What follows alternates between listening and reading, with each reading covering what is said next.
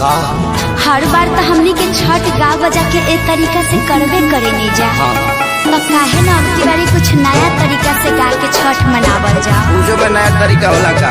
हाँ जी, कुछ गाई ना। पहले तो ही शुरू कर। हाँ तो सुने। पेन्हिना बलमा जी पियरिया, चली छपारा के घा,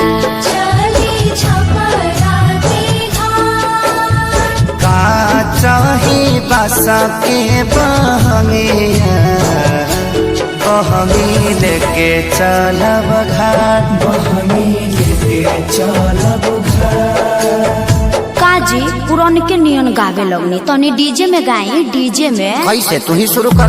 हाय से पेन्हिना बलमा जी पियरिया, ए जी पेन्हिना बलमा जी पियरिया, चली छपारा के घाट, चली छपारा के घाट। का चाही बासा के बहंगिया, बहंगी लेके चलब घाट, बहंगी लेके चलब घाट। ए अम्मा जी तनी रौरो नाची।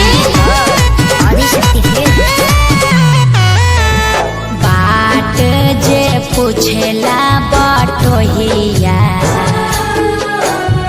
बाट जे पूछेला बटोहिया, ई दल के करा के जा, ई दल के करा के जा।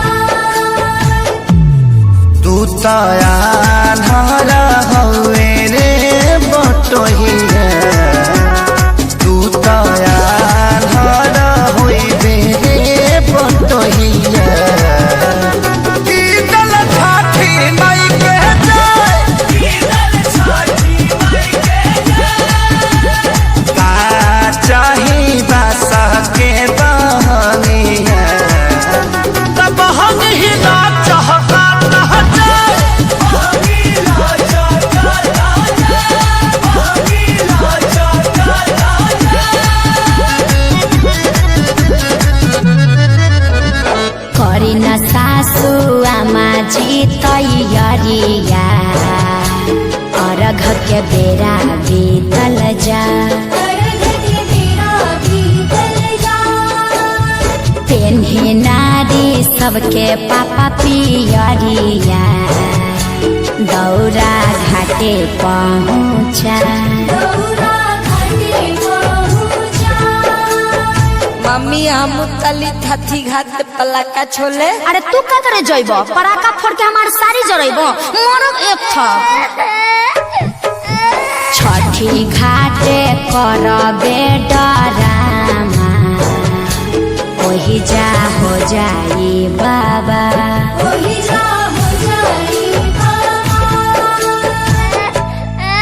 यार पापा से बोल, मम्मी मारने की धमकी दे रही है। पापा साफा आतंकवादी होगा, काहे लइकवा के डरोले बड़वा? अरे ना जी, बबुआ पर चटक न जन चलाई है, दिहल हा छठी माई के लाल, दिहल हा छठी माई के लाल। अच्छा ठीक बा, ना मारब, ई तो हमरो पता बाजी।